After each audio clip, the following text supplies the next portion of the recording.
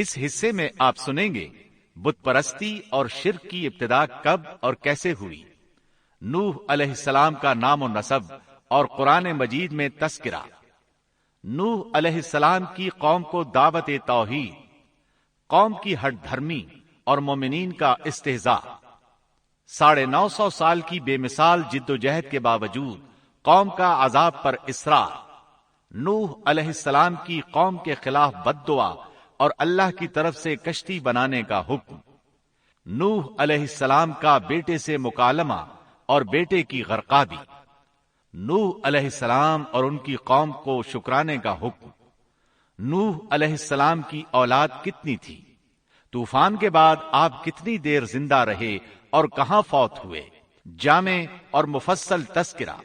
تو آئیے سنتے ہیں دارالسلام اسٹوڈیو لاہور پاکستان سے قصص الانبیاء کا چوتھا حصہ، شرک کا آغاز۔ پیشکش محمد طارق شاہد۔ آدم علیہ السلام کے بعد 1000 سال تک توحید پر قائم رہنے کے بعد ان لوگوں میں بت پرستی اس طرح شروع ہوئی کہ ان برے لوگوں میں بعض نیک لوگ بھی تھے۔ یہ برے لوگ ان نیک لوگوں سے بہت محبت کرتے تھے اور ان سے تقرب حاصل کرتے تھے، ان کی شان میں بہت مبالغہ کرتے تھے، جیسا کہ آج کل بعض لوگ علماء اور صالحین کی مدح سرائی میں زمین و آسمان کے قلابے ملاتے ہیں۔ یہی چیز بعد میں شرک کا ذریعہ بنی۔ امام بخاری رحمت اللہ علیہ نے سورہ نوح آیت 23 میں اللہ کے فرمان وَقَالُوا لَا تَذَرُنَّ آلِهَتَكُمْ وَلَا تَذَرُنَّ وَدًّا وَلَا سُوَاعًا وَلَا يَغُوثَ وَيَعُوقَ وَنَسْرًا، اور انہوں نے کہا کہ ہرگز اپنے معبودوں کو نہ چھوڑنا اور نہ ود اور سوا اور یغوث اور یعوق اور نصر کو چھوڑنا۔ کی تفسیر کرتے ہوئے ابن عباس رضی اللہ عنہما سے روایت کی ہے، وہ فرماتے ہیں کہ یہ نوح علیہ السلام کی قوم کے بعض نیک آدمیوں کے نام ہیں۔ جب وہ فوت ہو گئے تو شیطان نے ان کی قوم کے دل میں یہ بات ڈال دی کہ جہاں وہ حضرات بیٹھا کرتے تھے وہاں ان کے بت بنا کر رکھ دو اور ان کو وہی نام دو جو ان بزرگوں کے تھے۔ انہوں نے ایسا ہی کیا اور پتھر کے بت بنا کر ان کے نام ان بزرگوں والے رکھ دیے۔ اس وقت تو بتوں کی پوجا نہ ہوئی، لیکن جب یہ لوگ فوت ہو گئے اور علم مٹ گیا تب ان کی پوجا ہونے لگی۔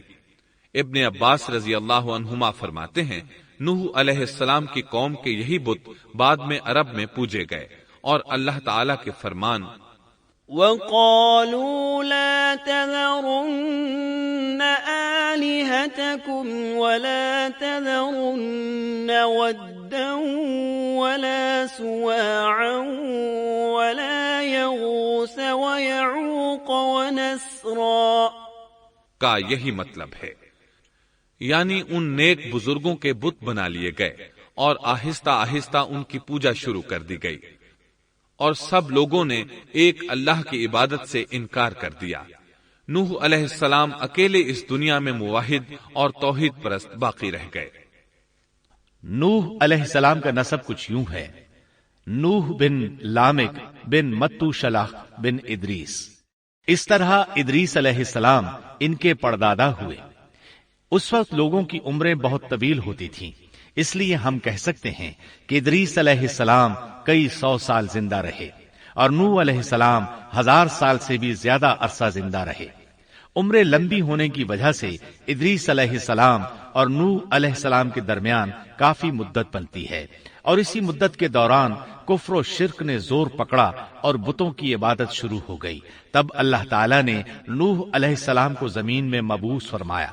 ابن عباس رضی اللہ عنہما سے روایت ہے کہ نبی صلی اللہ علیہ وسلم نے فرمایا، آدم علیہ السلام اور نوح علیہ السلام کے درمیان 10 قرن تھے۔ ایک قرن 100 سال کا ہوتا ہے۔ آدم علیہ السلام کے 1000 سال بعد تک لوگ توحید پر قائم رہے، پھر آہستہ آہستہ شیطان نے انہیں شرک کے راستے پر ڈال دیا، شرک عام ہو گیا، ایک اللہ کی عبادت بالکل ختم ہو کر رہ گئی۔ تب اللہ نے نوح علیہ السلام کو مبعوث فرمایا، انہوں نے اللہ کی طرف دعوت دی، انہوں نے بہت مشقت اٹھائی، جیسا کہ سورہ نوح میں اللہ فرماتے ہیں بسم اللہ الرحمن الرحیم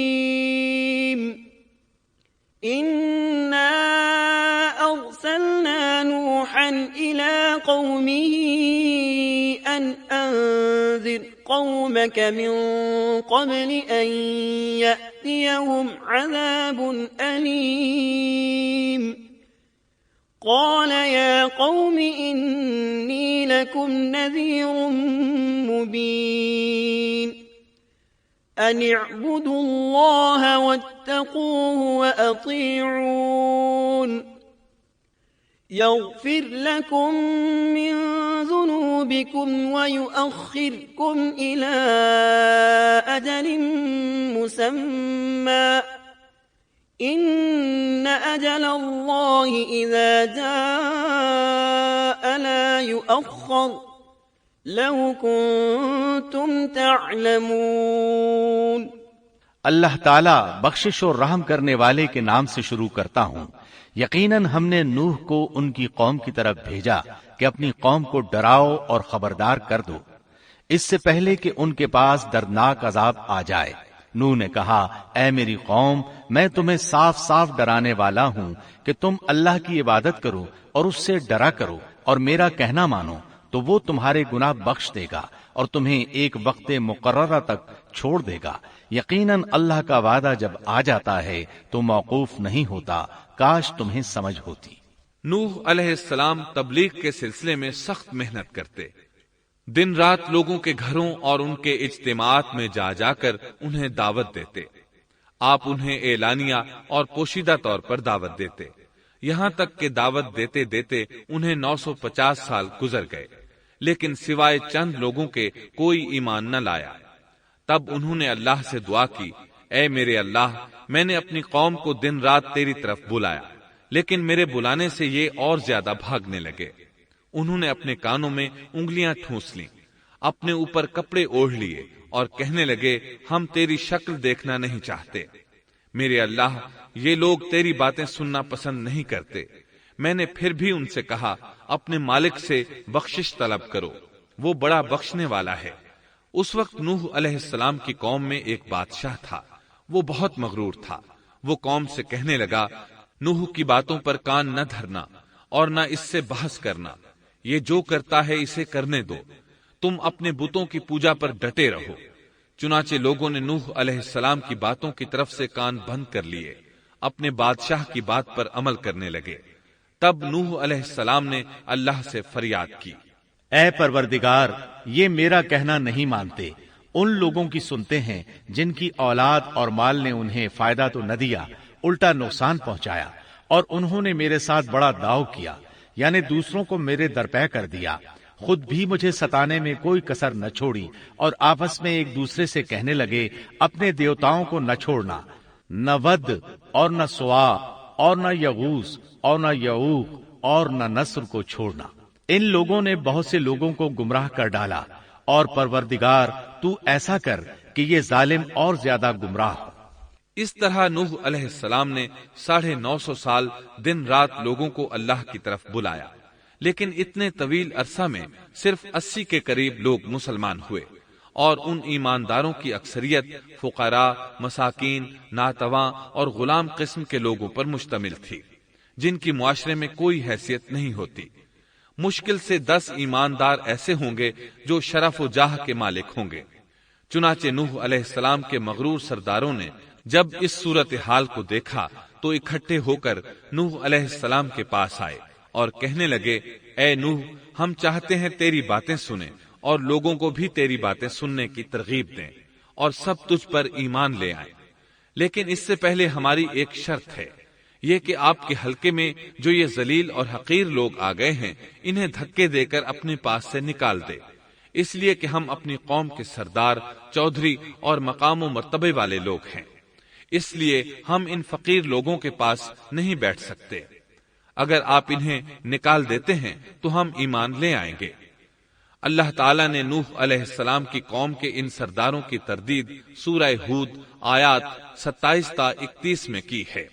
اللہ تعالیٰ فرماتے ہیں فقال الملأ الذين كفروا من قومه ما نراك إلا بشرا مثلنا وما نراك اتبعك إلا الذين هم أراذلنا بادي الرأي وما نرى لكم علينا من فضل بل نظنكم كاذبين قال يا قوم أرأيتم إن كنت على بينة من ربي وآتاني رحمة من عنده فعميت عليكم أنلزمكموها وأنتم لها كارهون کافر سردار نوح سے کہنے لگے ہم تو یہی دیکھتے ہیں کہ تو ہماری طرح ایک آدمی ہے اور یہ بھی دیکھتے ہیں کہ صرف ان لوگوں نے تیری پیروی کی ہے جو ہم میں رذیل ہیں، وہ بھی اوپر کی عقل سے، اور ہم تو تمہیں کسی بات میں اپنے سے زیادہ نہیں پاتے بلکہ تمہیں جھوٹا خیال کرتے ہیں۔ نوح نے کہا اے سردارو بتلاؤ تو صحیح، اگر میں اپنے رب کی طرف سے جو دلیل آئی ہے اس پر قائم ہوا اور اس نے اپنی مہربانی سے مجھے سرفراز کیا اور تم سے وہ چھپی رہی تو کیا زبردستی میں اسے تمہارے سر منڈ دوں گا حالانکہ تم اس سے بیزار ہو۔ وَيَا قَوْمِ لَا أَسْأَلُكُمْ عَلَيْهِ مَالًا إِنْ أَجْرِيَ إِلَّا عَلَى اللَّهِ وَمَا أَنَا بِطَارِدِ الَّذِينَ آمَنُوا إِنَّهُمْ مُلَاقُو رَبِّهِمْ وَلَكِنِّي أَرَاكُمْ قَوْمًا تَجْهَلُونَ وَيَا قَوْمِ مَنْ يَنصُرُنِي مِنَ اللَّهِ إِن طَرَدتُّهُمْ أَفَلَا تَذَكَّرُونَ وَلَا أَقُولُ لَكُمْ عِندِي خَزَائِنُ اللَّهِ وَلَا أَعْلَمُ الْغَيْبَ وَلَا أَقُولُ لَكُمْ إِنِّي مَلَكٌ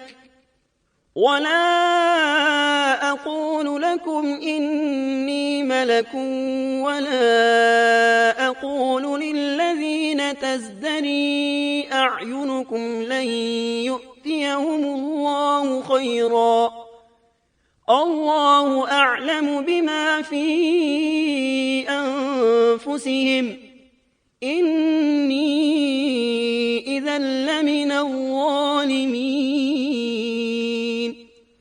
میری قوم والو میں تم سے اس پر کوئی مال نہیں مانگتا، میرا ثواب تو صرف اللہ تعالیٰ کے ہاں ہے، نہ میں ایمانداروں کو اپنے پاس سے نکال سکتا ہوں، انہیں اپنے رب سے ملنا ہے، لیکن میں دیکھتا ہوں کہ تم لوگ جہالت کی بات کر رہے ہو۔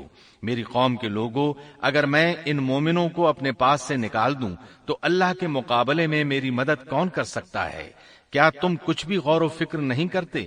میں تم سے یہ نہیں کہتا کہ میرے پاس اللہ کے خزانے ہیں اور میں غیب کا علم بھی نہیں رکھتا، نہ میں یہ کہتا ہوں کہ میں کوئی فرشتہ ہوں، نہ میرا یہ قول ہے کہ جن پر تمہاری نگاہیں ذلت سے پڑ رہی ہیں اللہ تعالیٰ انہیں کوئی نعمت دے گا ہی نہیں، ان کے دل میں جو ہے اللہ اسے بخوبی جانتا ہے، اگر میں ایسی بات کہوں تو یقیناً میرا شمار ظالموں میں سے ہوگا۔ اس پر نوح علیہ السلام کی قوم اور اکڑ گئی اور وہ کہنے لگے اے نوح بس بہت ہو گیا، تو نے ہمیں بہت ڈرا دھمکا دیا، اب اگر تو سچا ہے تو جس چیز کا وعدہ تو ہم سے کرتا تھا اس کو لے آ۔ نوح علیہ السلام نے ان کی بات سن کر کہا عذاب لانا تو اللہ کا کام ہے، اللہ کو کوئی عاجز نہیں کر سکتا، اور جب اس کا عذاب آ جائے گا تو کوئی بھاگ نہیں سکے گا۔ اس کے بعد نوح علیہ السلام کی قوم کا ان سے آمنا سامنا ہوا تو انہوں نے ان سے کہا اے میری قوم، اگر تم پر یہ گراں گزرتا ہے کہ میں تم میں رہتا ہوں اور تمہیں اللہ کی باتیں سنا رہا ہوں، تم اس سے چڑھتے ہو اور مجھے نقصان پہنچانے کے درپے رہتے ہو، تو سنو میں صاف کہتا ہوں مجھے تمہارا کوئی خوف نہیں، تمہاری کوئی پرواہ نہیں، تم سے جو ہو سکے کر گزرو، میرا جو بگاڑ سکتے ہو بگاڑ لو، تم اپنے شریکوں اور جھوٹے معبودوں کو بھی بلا لو۔ اور مل جل کر مشورے کر کے بات کھول کر پوری قوت کے ساتھ مجھ پر حملہ کرو. تمہیں قسم ہے تم میرا جو بگاڑ سکتے ہو بگاڑ لو، اس میں کوئی کسر اٹھا نہ رکھو. مجھے بالکل مہلت نہ دو، اچانک مجھے گھیر لو. میں بالکل بے خوف ہوں، اس لیے کہ تمہارے راستے کو میں باطل جانتا ہوں. میں حق پر ہوں، حق کا ساتھی اللہ ہوتا ہے. میرا بھروسہ اسی عظیم ذات پر ہے، مجھے اس کی قدرت کی بڑائی معلوم ہے. نوح علیہ السلام نے واضح الفاظ میں اپنی قوم کو چیلنج دیا، لیکن کسی میں طاقت نہ ہوئی کہ وہ نوح علیہ السلام کا مقابلہ کر سکے. چنانچہ کہنے لگے اسے چھوڑ دو، یہ مجنون اور بے وقوف ہے، نعوذ باللہ. بہرحال معاملہ اسی طرز پر چلتا رہا، یہاں تک کہ سال ہر سال گزر گئے لیکن کوئی مسلمان نہ ہوا. پھر پہاڑ پر رہنے والے لوگ روز بروز برائی میں ترقی کرتے چلے گئے، اور جو لوگ شروع میں ایمان لائے تھے ان کے علاوہ اور کوئی شخص ایمان نہ لایا. نوح علیہ السلام انہیں مسلسل دعوت دیتے رہے مگر بے اثر، یہاں تک کہ اللہ تعالیٰ نے نوح علیہ السلام کی طرف وحی کی کہ اب کوئی شخص ایمان نہیں لائے گا. اللہ تعالیٰ سورہ ہود میں فرماتے ہیں وَأُوحِيَ إِلَى نُوحٍ أَنَّهُ لَن يُؤْمِنَ مِن قَوْمِكَ إِلَّا مَن قَدْ آمَنَ فَلَا تَبْتَئِسْ بِمَا كَانُوا يَفْعَلُونَ. نوح کی طرف وحی کی گئی کہ آپ کی قوم میں سے جو ایمان لا چکے ہیں ان کے سوا اور کوئی اب ایمان نہیں لائے گا، پس آپ ان کے کاموں پر غمگین نہ ہوں. مطلب یہ تھا کہ آپ غم نہ کریں، اللہ کا حکم اب پورا ہونے والا ہے. غور فرمائیں، نوح علیہ السلام کے جذبے کو دیکھیے. مسلسل 950 سال تک دعوت دیتے رہے، لوگ انہیں جھٹلاتے رہے لیکن پھر بھی ان سے نا امید نہ ہوئے. اب جب کہ اللہ کی طرف سے وحی آ گئی کہ ان میں سے اور کوئی ایمان نہیں لائے گا اور کسی میں طاقت نہیں کہ انہیں ہدایت عطا فرمائے، تو نوح علیہ السلام نا امید ہو گئے اور انہوں نے اپنی قوم پر بددعا کی. اس کا ذکر اللہ تعالیٰ نے سورہ نوح آیات 26 تا 28 میں کیا ہے. وقال نوح رب لا تذر على الأرض من الكافرين ديارا إنك إن تذرهم يضلوا عبادك ولا يلدوا إلا فاجرا كفارا. رب اغفر لي ولوالدي ولمن دخل بيتي مؤمنا وللمؤمنين والمؤمنات ولا تزد الظالمين إلا تبارا. نوح نے کہا اے میرے پروردگار، تو روئے زمین پر کسی کافر کو رہنے سہنے والا نہ چھوڑ. اگر تو انہیں چھوڑے گا تو یہ یقیناً تیرے اور بندوں کو بھی گمراہ کر دیں گے، اور ان کے ہاں جو اولاد ہوگی وہ بھی بدکار ناشکرے ہوں گے. اے میرے پروردگار، تو مجھے اور میرے ماں باپ کو اور جو بھی ایماندار ہو کر میرے گھر آئے اور تمام مومن مردوں اور عورتوں کو بخش دے، اور کافروں کو سوائے ہلاکت کے اور کچھ نہ دے. اللہ تعالیٰ فرماتے ہیں کہ جب نوح علیہ السلام نے ہمیں مدد کے لیے پکارا تو پھر ہم نے اس کی مدد کی اور اسے ایک بڑی کشتی بنانے کی وحی کی. لیکن نوح علیہ السلام نہیں جانتے تھے کہ وہ اتنی بڑی کشتی کیسے بنائے، اور نہ ہی وہ بڑھئی تھے کہ اس کام سے واقف ہوتے. اس لیے اللہ تعالیٰ نے ان کی طرف یہ وحی کی کہ ہماری آنکھوں کے سامنے اور ہماری وحی کے مطابق ایک کشتی تیار کرو. اللہ نے وحی کے ذریعے ان کی رہنمائی کی کہ وہ اس طرح کریں، اور مزید تعلیم کے لیے جبرائیل علیہ السلام کو بھیج دیا. وہ انہیں بتلاتے گئے کہ اس طرح کشتی تیار کرو. نوح علیہ السلام ایک پہاڑ پر رہتے تھے. ان کے ارد گرد درخت نہیں تھے، نہ پانی تھا. چنانچہ انہوں نے بہت سے درخت اگائے، پھر ان کو کاٹا اور پہاڑ پر بیٹھ کر کشتی تیار کرتے رہے. آپ بڑے بڑے تختے بناتے اور لوہا لاتے اور ان سے کیل تیار کرتے، پھر ان کیلوں کو تختوں میں ٹھوکتے، آپس میں ان تختوں کو ملاتے، یہاں تک کہ ایک بہت بڑی مضبوط اور دیو ہیکل کشتی تیار ہو گئی. ایک روایت کے مطابق نوح علیہ السلام نے اس کو 100 سال میں تیار کیا. یہ تھی وہ کشتی جسے نوح علیہ السلام نے اللہ کی ہدایت کے مطابق تیار کیا تھا. सूरत अल कमर आयत 13 में इरशाद होता है, وَحَمَلْنَاهُ عَلَى ذَاتِ أَلْوَاحٍ وَدُسُرٍ، और हमने नूह को उस कश्ती में सवार किया जो तख्तों और कीलों से बनी हुई थी। नूह अलैहिस्सलाम ने दावत का काम छोड़ दिया और कश्ती बनाने लगे। वो लोग जब उन्हें कश्ती बनाते देखते तो उनका मजाक उड़ाते, कहते, नूह पहले तो तू नबी था, अब बढ़ई बन गया। मजीद कहते, ये कैसा मजनून है कि पहाड़ पर कश्ती बना रहा है, ताज्जुब है इस पर। अल्लाह ने उन काफिरों के मजाक का जिक्र सूरह हूद आयत 38 और 39 में किया है। وَيَصْنَعُ الْفُلْكَ وَكُلَّمَا مَرَّ عَلَيْهِ مَلَأٌ مِّن قَوْمِهِ سَخِرُوا مِنْهُ قَالَ إِن تَسْخَرُوا مِنَّا فَإِنَّا نَسْخَرُ مِنكُمْ كَمَا تَسْخَرُونَ فَسَوْفَ تَعْلَمُونَ مَن يَأْتِيهِ عَذَابٌ يُخْزِيهِ وَيَحِلُّ عَلَيْهِ عَذَابٌ مُقِيمٌ۔ नूह कश्ती बनाने लगे। उसकी कौम की जो जमात उसके पास से गुजरती वो उसका मजाक उड़ाती। वो कहते, अगर तुम हमारा मजाक उड़ाते हो तो हम भी तुम पर एक दिन हंसेंगे जैसे तुम मस्खरापन कर रहे हो। तुम्हें बहुत जल्द मालूम हो जाएगा कि किस पर अजाब आता है, जो उसे रुस्वा करे और उस पर हमेशा का अजाब उतर आए। इस कश्ती का हुलिया इब्ने अब्बास रजी अल्लाह अन्हुमा से एक रिवायत में यूं आया है। वो बयान करते हैं कि नूह अलैहिस्सलाम ने पहाड़ पर एक कश्ती तैयार की और उसे तारकोल से लथपथ किया। उसी वक्त से तारकोल का ज़ुहूर हुआ। इस कश्ती का तूल 300 गज, ऊंचाई 30 गज और अर्ज 50 गज था। एक अंदाजे के मुताबिक इसका तूल 1 किलोमीटर से ज्यादा था और इसकी बुलंदी और गहराई के बारे में कहा गया है कि 30 हाथ थी। और ये कश्ती आम कश्तियों की तरह ऊपर से खुली हुई नहीं थी, बल्कि जिस तरह उसको नीचे से बंद किया गया था इसी तरह ऊपर से भी बंद किया गया था, ताकि ऊपर से जो बारिश बरसे वो उन्हें नुकसान न दे। और जिस तरह नीचे वाले गर्क होने से महफूज रहें उसी तरह ऊपर वाले भी महफूज रहें। गोया वो एक गेंद की मानंद थी। इसमें अलग अलग 3 दर्जे बनाए गए थे। हर दर्जे में एक दरवाजा था और ये 3 दरवाजे इस तरह थे कि हर दरवाजे के ऊपर एक दरवाजा था। ये इस कश्ती का हुलिया था, जिसके रावी इब्ने अब्बास रजी अल्लाह अन्हुमा हैं। ये कश्ती आज भी मौजूद है। अल्लाह ताला ने इस कश्ती को बतौर इबरत और निशानी के बाकी रखा है, जैसा कि अल्लाह ताला फरमाते हैं, وَلَقَدْ تَرَكْنَاهَا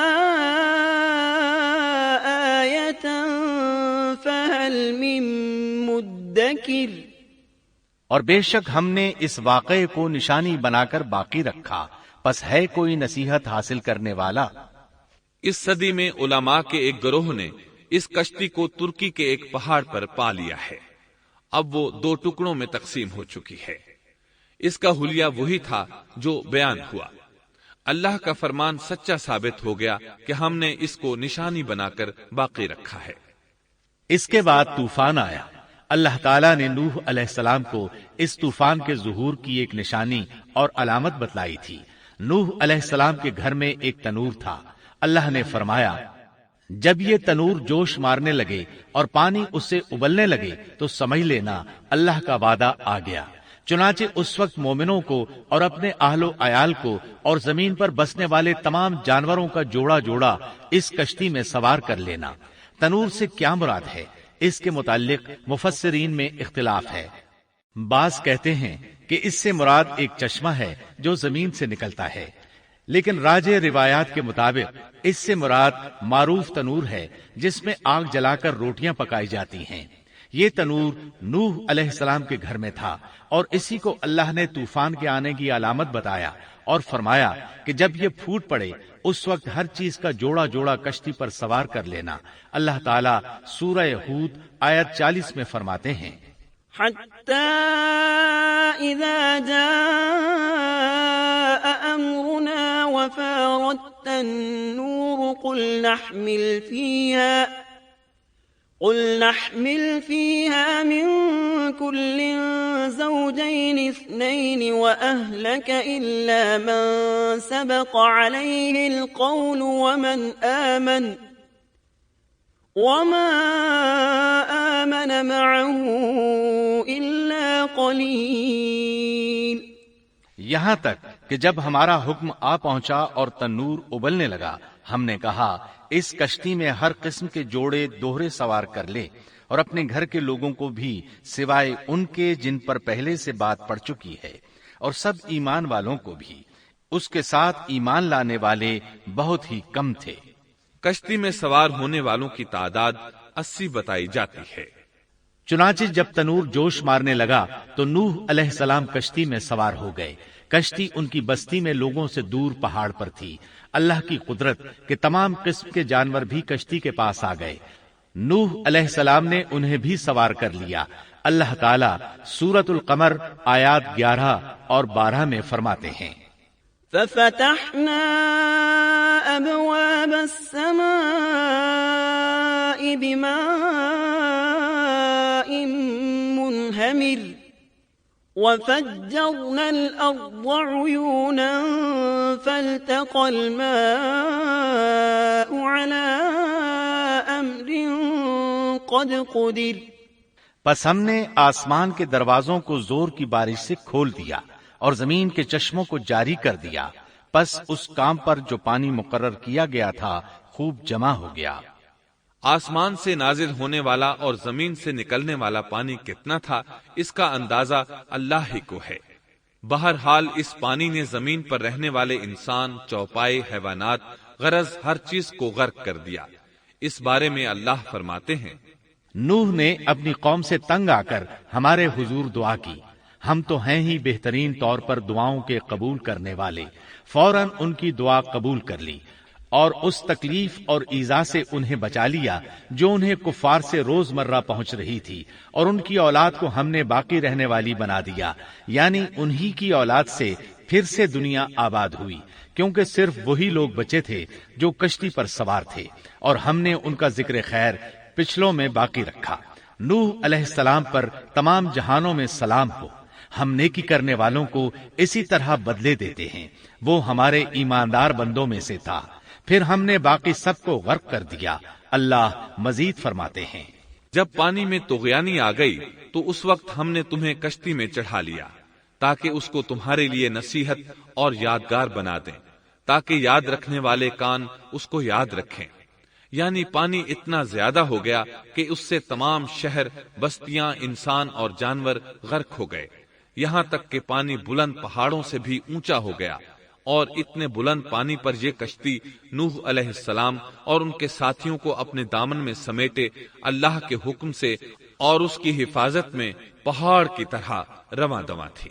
ورنہ اتنے طوفانی پانی میں کشتی کی حیثیت ہی کیا ہوتی ہے.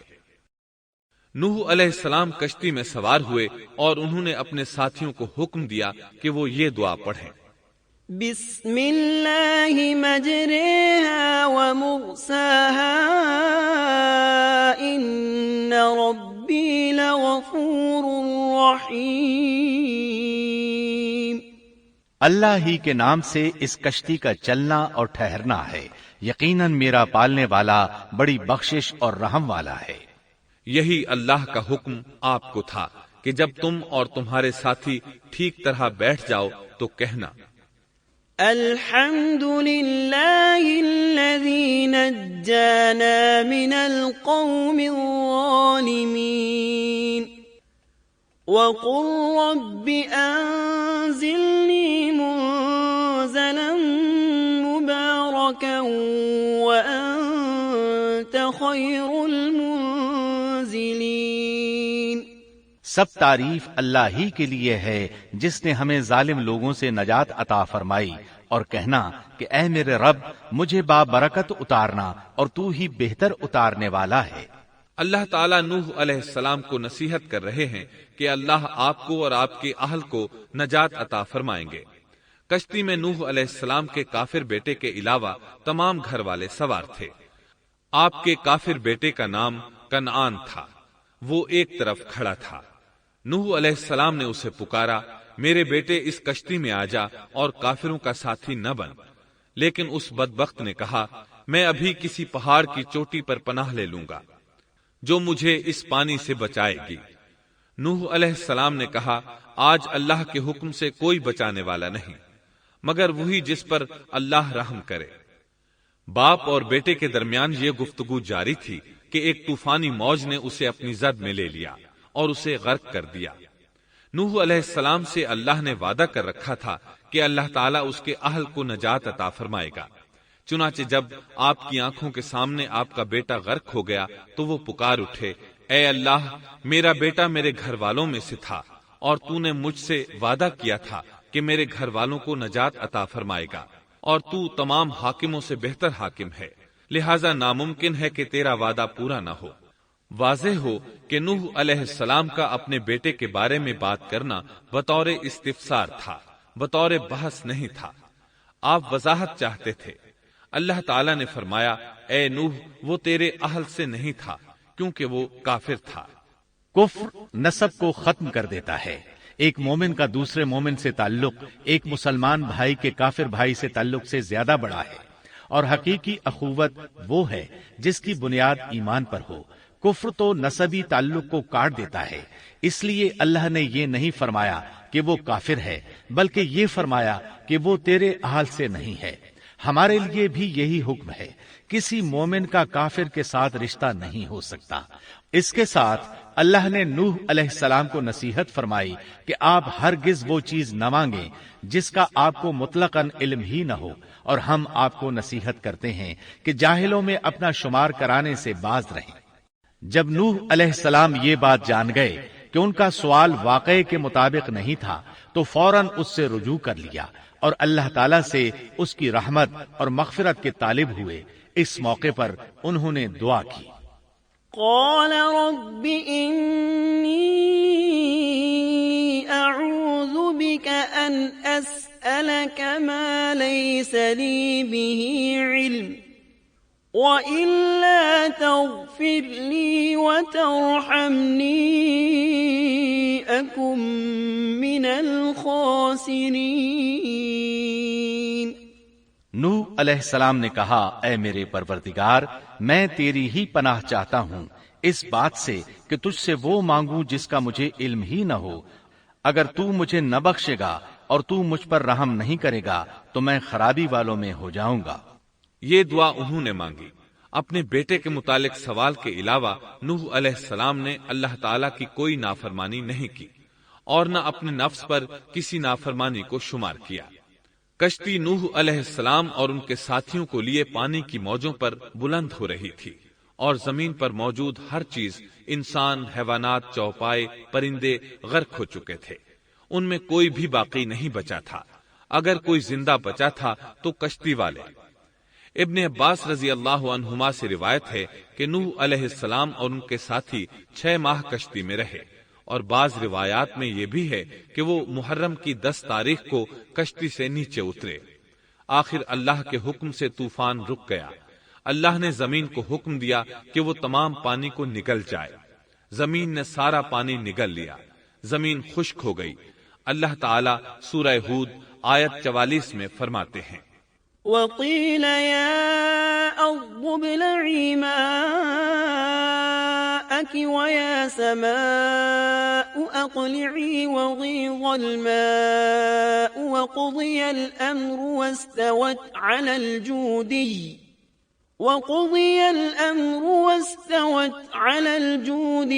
وقيل بعدا للقوم الظالمين۔ اور فرما دیا گیا کہ اے زمین اپنے پانی کو نگل جا، اور اے آسمان بس کر تھم جا۔ اسی وقت پانی سکھا دیا گیا اور کام پورا کر دیا گیا، اور کشتی جودی نامی پہاڑ پر جا ٹھہری، اور فرما دیا گیا کہ ظالم لوگ اللہ کی رحمت سے دور ہیں۔ کشتی جودی پہاڑ پر جا کر ٹھہر گئی۔ اب انہیں حکم ہوا کہ سلامتی کے ساتھ کشتی سے اتر آئے۔ آپ پر بھی برکت نازل ہوگی، اور ان قوموں پر بھی جو آئندہ آپ کی نسل سے پیدا ہوں گی، اور آپ کی نسل میں سے کچھ لوگ ایسے بھی ہوں گے جنہیں ہم فائدہ تو ضرور پہنچائیں گے، پھر انہیں ہماری طرف سے دردناک عذاب پہنچے گا۔ بہت سی روایات میں یہ بات مذکور ہے کہ نوح علیہ السلام ایک لمبی مدت یعنی 6 ماہ کشتی میں طوفان تھم جانے کا انتظار کرتے رہے۔ آپ نے طوفان کے حالات معلوم کرنے کے لیے ایک کبوتر بھیجا جو واپس آ گیا، اسے پاؤں رکھنے کو جگہ نہ ملی۔ اسے دوبارہ بھیجا گیا تو وہ پھر واپس آ گیا۔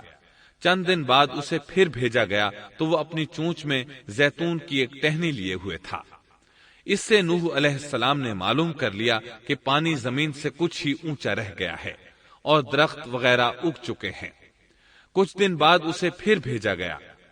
اس مرتبہ وہ واپس لوٹا تو اس کے پاؤں خاک آلود تھے۔ نوح علیہ السلام نے سمجھ لیا کہ طوفان رک گیا اور زمین خشک ہو چکی ہے۔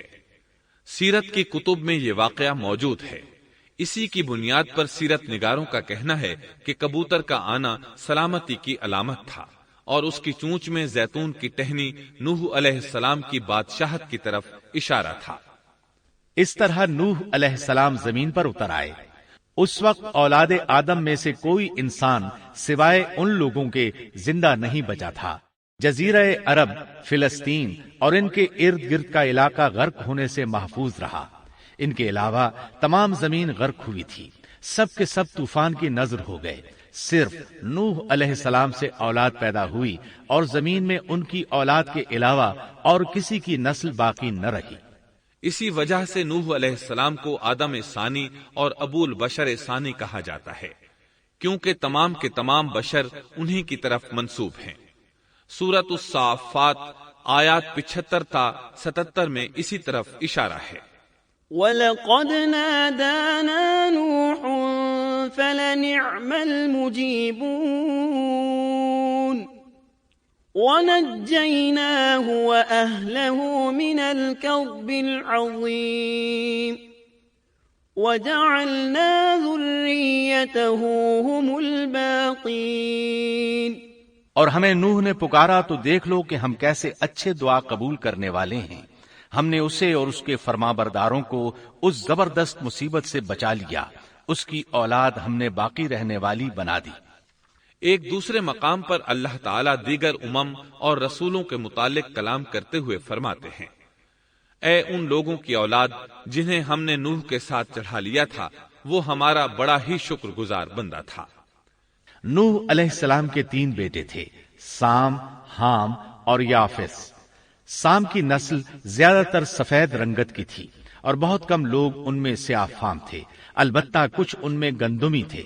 حام کی اولاد کی اکثریت سیاہ فام تھی، ان میں بہت کم لوگ سفید رنگ کے تھے، اور یافس کی اولاد سرخی مائل رنگ کی تھی۔ عرب اور بنو اسرائیل سام کی اولاد ہیں، تمام حبش حام کی اولاد ہیں، ترک اور مشرقی ایشیا کے لوگ یافس کی اولاد ہیں۔ طوفان کے بعد نوح علیہ السلام اللہ کے بندوں میں 350 سال تک زندہ رہے، اور وہ اللہ کے قول عبدن شکورن کے مصداق تھے۔ پھر نوح علیہ السلام فوت ہو گئے۔ راجح ترین روایات کے مطابق آپ مکہ میں دفن ہوئے۔ ایک دوسری روایت کے مطابق آپ لبنان میں دفن ہوئے۔ محترم سامعین، ابھی آپ دارالسلام اسٹوڈیو لاہور پاکستان سے قصص الانبیاء کا 4تھا حصہ شرک کا آغاز سن رہے تھے۔ قصص الانبیاء کے 5ویں حصے عبرتناک انجام میں آپ یہ سنیں گے: سیدنا ہود علیہ السلام کا نام و نسب اور قوم عاد کا تعارف، قوم نوح کے مشرکین کی تباہی کے بعد شرک کی ابتدا کن سے ہوئی، ہود علیہ السلام کی قوم کو دعوت اور قوم کا رویہ، قوم عاد کی قوت و طاقت اور ترقی کا تذکرہ، قوم عاد پر نازل ہونے والے عذاب، سیدنا صالح علیہ السلام کا نام و نسب اور قوم سمود کا علاقہ، قوم سمود کی فنون و ہنر میں قوم عاد کی نقالی، سیدنا صالح علیہ السلام کی قوم کو دعوت توحید اور سرداران قوم کا رویہ، قوم سمود کا معجزے کا مطالبہ، قوم سمود کو کون سا معجزہ ملا، معجزے کی بے حرمتی کرنے والے بدبخت اور اس کے ساتھیوں کا تذکرہ، سیدنا صالح علیہ السلام کے قتل کی سازش اور سازشیوں کی عبرتناک ہلاکت، رسوا کن عذاب سے قوم سمود کی تباہی و بربادی، اور سیدنا صالح علیہ السلام کا اظہار افسوس۔ قصہ قوم سمود سے ماخوذ فوائد و نتائج، حکمتوں اور عبرتوں کا مفصل تذکرہ۔